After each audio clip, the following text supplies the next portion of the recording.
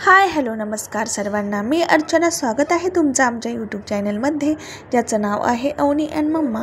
तर तुमचा आजचा दिवस खूप छान आणि सुंदर जावो हीच बाप्पाची चरणी प्रार्थना.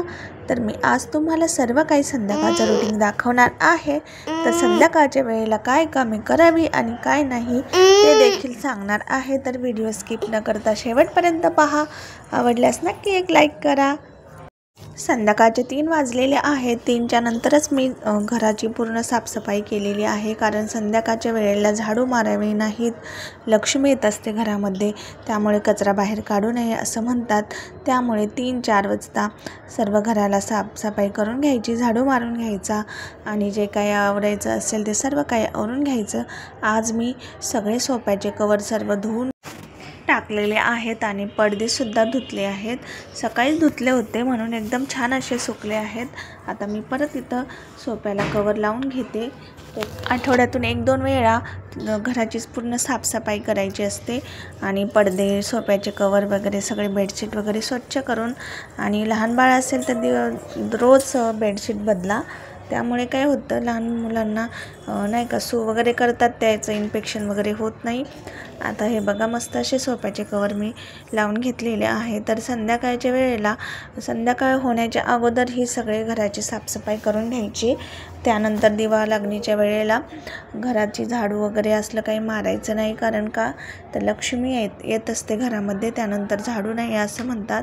तर हा देखील इकडचा पण सोफा मी आता तयार करून घेते. अवनी बसली आहे तिथं. मी अगोदरच कवर वगैरे त्याचं लावून घेतलं होतं, अवनीला अभ्यास करायचा होता म्हणून.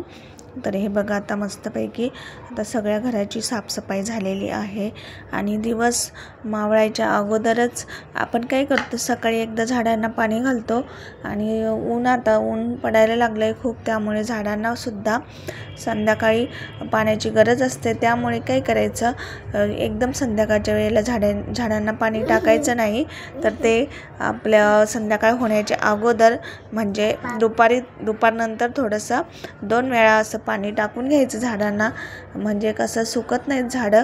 कारण या उन्हाळ्याच्या दिवसामध्ये झाडांनासुद्धा खूप पाण्याची गरज भासते. त्यामुळे झाडांना 2 टाईम पाणी द्यायचं, सकाळी आणि दुपारी. आता इथं मी दिवा लावत आहे. तर दिवा लावायच्या वेळेला काय करायचं, लहान मुलांनासुद्धा आपल्यासोबत घ्यायचं. त्यामुळे काय होतं, तर एक छान अशी सवय लागून जाते लहान मुलांनासुद्धा.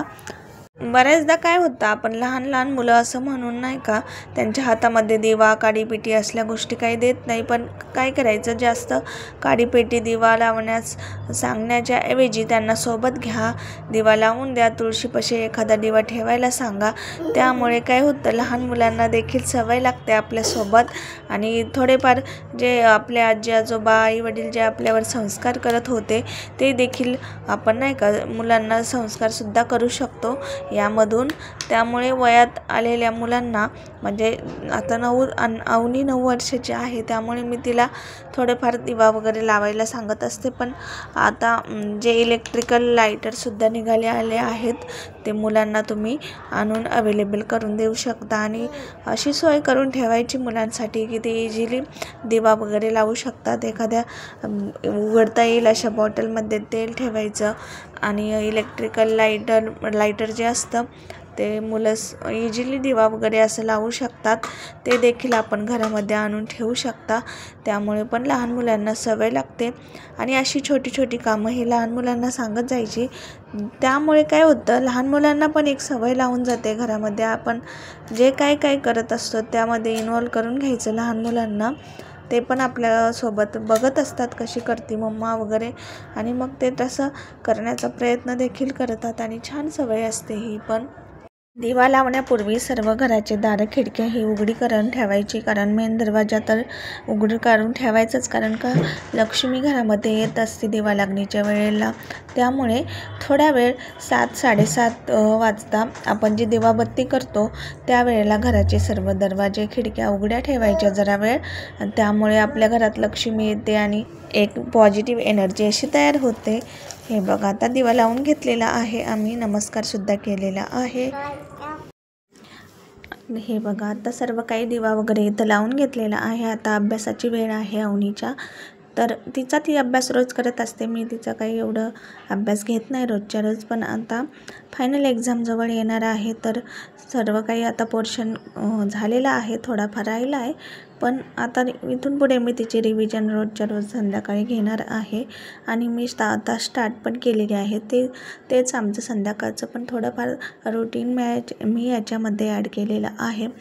आणि ते म्हणजे अवनीचा अभ्यास आता पूर्णपणे सर्व काही पोर्शन कंप्लीट झाला आहे. आता मी तिची रिव्हिजन घेते आहे आणि बऱ्यापैकी तिच्या नाही का अभ्यास हा झालेला आहे कंप्लीट. म्हणून मग तिला काही मी प्रश्न विचारत आहे आणि ती उत्तरं देत आहे. तर हीच आता इथं थोडा वेळ मी असा अर्धा 1 तासभर तिचा अभ्यास घेणार आणि नंतर परत आमची कामं करायला परत संध्याकाळी तयार.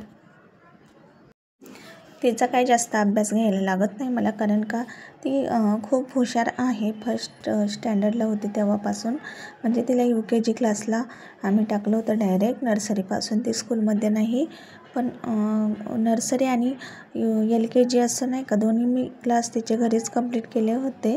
तिला शिकवलं होतं मी सर्व काही. आणि शाळेत पण खूप हुशार आहे ती.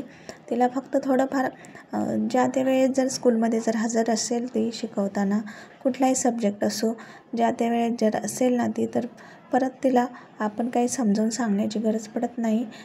आता थोडा वेळ अभ्यास घेतला तिचा आणि मस्त असा चहा बनवलेला आहे. मी तर सर्वांनी चहा घ्यायला या.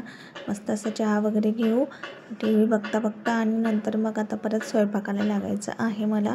तर आजचा हा छोटासा व्हिडिओ आवडला असेल तर नक्की लाईक, कमेंट, शेअर करा. चॅनलवर जर नवीन असाल तर सबस्क्राईब नक्की करा.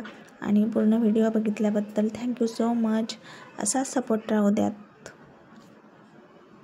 भेटू परत पुढच्या व्हिडिओमध्ये. तोपर्यंत सर्वांना बाय बाय.